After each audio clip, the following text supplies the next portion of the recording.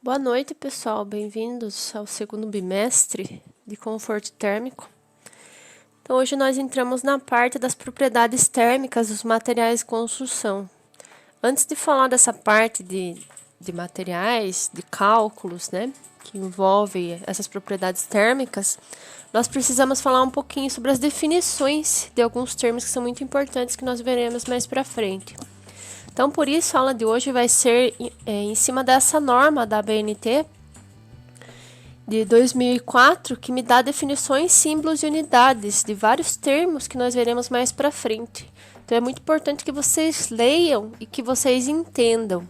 Eu vou passar brevemente a norma com vocês hoje. A partir da próxima aula, nós começamos a fazer os cálculos a partir dessas definições utilizadas nessa norma. Então, a norma ABNT, acredito que todos já tiveram contato. Inicia aqui com o título, me fala, né, o local onde foi produzido, o ano. Essa norma ela é dividida em duas partes principais. Então, a primeira é sobre definições, a segunda mostra os cálculos e equações. Aqui tenho o sumário, me indicando tudo que eu vou ver nessa norma. Ela tem só 7 páginas, ela é bem curtinha, mais com definições mesmo, bem sucinta. Ela contém outras partes da norma fora do cálculo, de definições de cálculo, que é o que a gente vai utilizar nas aulas. A parte de zoneamento bioclimático, que vocês já viram. Resistência térmica e condutividade a gente não vai ver, por isso que eu dividi em apenas duas partes. Então, iniciando aqui, tem uma tabela que mostra o número das variáveis que nós vamos estudar, as grandezas, a definição, o símbolo e a unidade. No total, essa norma ela me fornece dados de 56 grandezas importantes. Não vou utilizar todas, né? As principais elas vão estar lá no início da norma. Mas eu vou deixar à disposição de vocês, caso alguma delas apareça em algum exercício, a gente tenha a norma em mão para saber o que é essa grandeza. A grande maioria dessas grandezas a gente já utiliza em física, ou em disciplinas como termodinâmica, ou em outras disciplinas como transferência de calor, né? Ou mecânica dos fluidos. Essas disciplinas que eu citei para vocês são disciplinas mais do curso de engenharia. Nós vamos fazer um resumão e simplificar esses conceitos para utilizar em conforto térmico. Então, falando da primeira grandeza, fluxo de calor ou taxa de fluxo de calor. A definição dessa grandeza é o quociente da quantidade de calor que atravessa uma superfície durante o intervalo de tempo pela duração desse intervalo. Então, toda vez que eu tiver esse termo de fluxo ou taxa, ele me indica que é alguma coisa acontecendo em um determinado tempo. Sempre eu vou ter a variável tempo como um divisor da variável principal. Então, aqui é a quantidade de calor por tempo, basicamente. O quanto de calor vai atravessar uma superfície no decorrer de um intervalo. Esse símbolo vai ser o símbolo Q. Muitas vezes esse símbolo vai vir com um pontinho em cima. Quando vier o pontinho em cima, indica que é fluxo ou taxa. E a unidade é watts. Watts é joule por tempo, né? Então, o joule por tempo seria a quantidade de energia que eu tenho num determinado tempo. A grandeza 2 é a densidade de fluxo de calor ou densidade de taxa de fluxo de calor. Então, seria o quociente do fluxo de calor que atravessa uma superfície pela área. Então, é a mesma coisa que a grandeza número 1, só que ao invés de considerar apenas o tempo, eu considero a área em que está tendo essa transmissão de calor. Então, se for uma parede, por exemplo, que está transferindo calor, eu vou considerar o tanto de energia que vai ser transferido por um determinado tempo na área inteira da parede. Se for no teto, vai ser na área do teto. Se for numa superfície arredondada, vai ser a área dessa superfície arredondada. Aqui agora o terceiro item é condutividade térmica. Então, aqui entra nas propriedades térmicas gerais de todos os materiais. Então, ela é uma propriedade de um material homogêneo e isotrópico, ou seja, um material que tenha apenas uma fase, né, uma composição global, que se verifica o fluxo de calor com densidade de 1 watt por metro quadrado, quando submetida a um gradiente de temperatura uniforme. Então, a condutividade térmica ela vai ser nada mais do que o fluxo de calor quando eu tenho uma variação de temperatura, ou seja, uma temperatura maior do que outra. Só vou ter condutividade quando eu tiver essa diferença de temperatura entre duas superfícies. O símbolo vai ser o lambda, e aqui eu vou ter o watt por metro vezes o Kelvin. O Kelvin é a unidade de temperatura absoluta.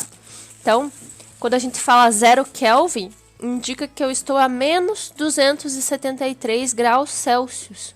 Essa é a temperatura do zero absoluto. E o zero absoluto é a temperatura que eu não tenho vibração atômica. Então, meus átomos não vibram. Por isso que é a escala absoluta de temperatura.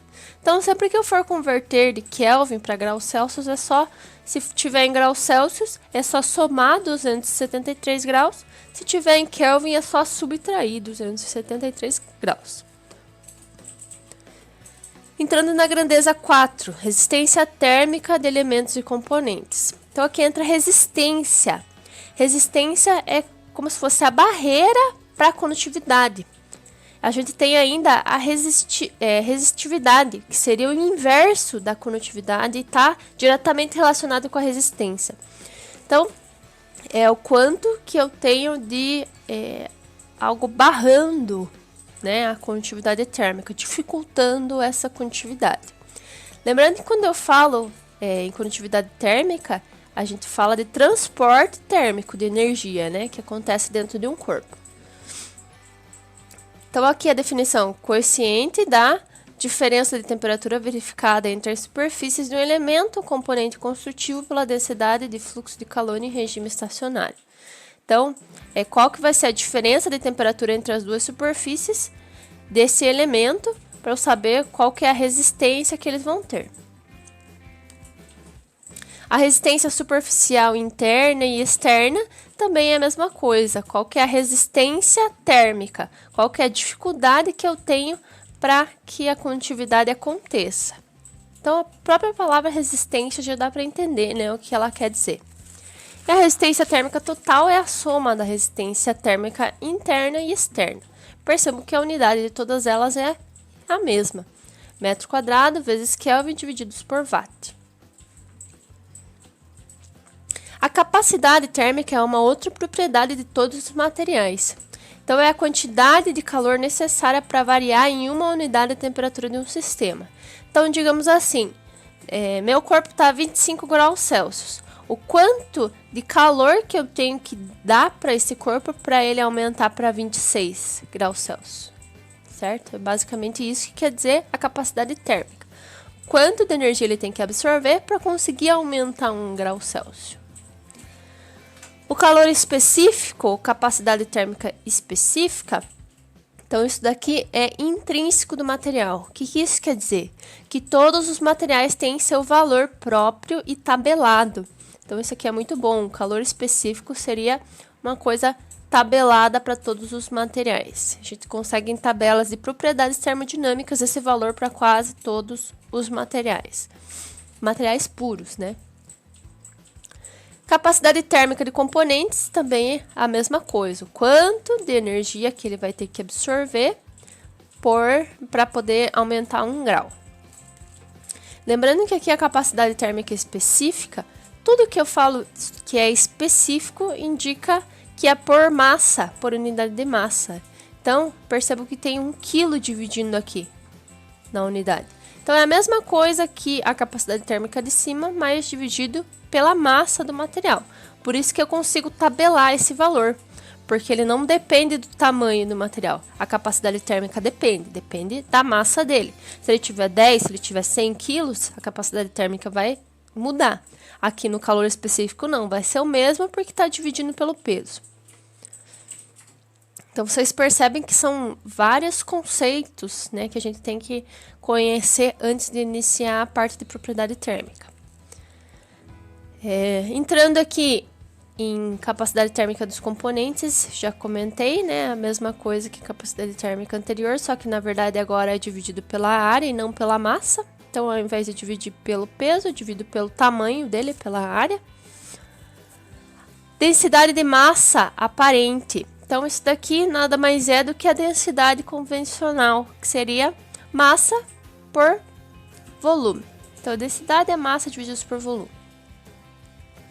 Então, por exemplo, a densidade do chumbo tem um valor, a densidade do ar tem outro valor, né, de massa por volume. Isso quer dizer que o chumbo pesa muito mais do que o ar num determinado espaço de tempo. Difusividade térmica é sobre o coeficiente da condutividade térmica de um material pela sua capacidade de armazenar energia térmica. Então, isso daqui tem a ver com a absorção de energia. A unidade está aqui em metro quadrado por segundo. Então, percebam que é o quanto de energia ele vai armazenar na área, que é metro quadrado, em um determinado tempo. O atraso térmico é o tempo transcorrido entre a variação térmica em um meio e sua manifestação na superfície oposta de um componente consultivo submetido a um regime periódico de transmissão de calor. Então, basicamente, eu vou ter uma variação térmica. E quanto tempo leva para essa variação térmica acontecer? Às vezes ela não ocorre instantaneamente. Então, quando ela não ocorre instantaneamente, eu tenho o que a gente chama de atraso térmico. Aqui outras grandezas, fator de ganho de calor, fator solar. Então, tudo isso aqui indica, vocês percebem que não tem unidade, então é adimensional.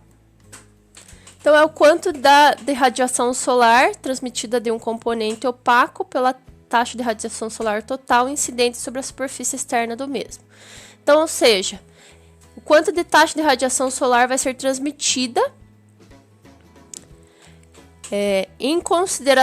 considerando a taxa radiação solar total. Então, eu tenho uma quantidade de radiação incidindo sobre um corpo, mas nem tudo vai ser transmitido. Alguma parte vai ser refletida e alguma parte vai ser absorvida, né? Então, qual que seria a porcentagem desse valor transmitido? A emitância, que é a taxa de emissão de radiação por unidade de área. Radiância, a taxa de radiação incidente sobre um corpo. Radiosidade, a taxa de radiação, né, de uma superfície por unidade de área. Emissividade, taxa de radiação emitida por uma superfície. E daí a absortância, a refletância, a transmitância, são várias outras variáveis que, a princípio, agora, inicialmente, não precisamos nos preocupar. Então, aqui tem várias outras grandezas, não vou passar todas com vocês. As principais que eu preciso que vocês entendam são essas da primeira página até o atraso térmico inicialmente já é o suficiente para a gente entender nessa parte inicial. Então, eu vou deixar a norma à disposição de vocês no estúdio e vou deixar o exercício também. Vocês percebam depois que na continuação da tabela eu tenho aqui conforto térmico, neutralidade térmica, desconforto local, taxa metabólica, tudo isso vocês já viram nas aulas anteriores, né? Umidade relativa, zona bioclimática, tudo isso você já conhece. Só a parte inicial que vocês não conhecem. E no final da norma tem as referências bibliográficas que foram utilizadas para cada grandeza. Então, todas elas vêm de outras normas, algumas internacionais e outras NBR. Então, estudem, leiam com cuidado, se precisar, pesquisem essas grandezas em outros sites, em livros. Vocês têm uma biblioteca rica em conteúdo na Unicesumar e ela é gratuita e online, está à disposição de vocês. Mas eu preciso que vocês entendam o que quer dizer cada uma dessas grandezas, o que quer dizer essas unidades também, relacionar uma com a outra. Novamente, não preciso que decorem, apenas que vocês entendam. Certo? E agora, como tarefa no fórum, eu gostaria que vocês voltassem nessas formas de transmissão de calor. Eu sei que vocês já conheceram, já ouviram falar sobre a condução, a convecção e a radiação, mas eu preciso que vocês aprofundem um pouco nisso. Então eu quero que vocês definam o que seria a condução, a convecção e a radiação, que são formas de transmissão de calor, mas elas acontecem de maneiras diferentes. E eu quero que vocês encontrem as equações para essas formas de transmissão de calor e dê exemplos onde ocorrem essas formas de transmissão de calor em um componente ou em uma construção, por exemplo, certo? Façam de uma forma bem caprichada, porque o fórum agora ele é avaliativo, então eu estarei avaliando tanto o capricho, quanto as normas, quanto a forma de escrita, a formalidade, então tudo isso vai contar nota, não apenas o conteúdo. E qualquer dúvida, estarei no Zoom para saná-las. Boa noite, pessoal, bons estudos!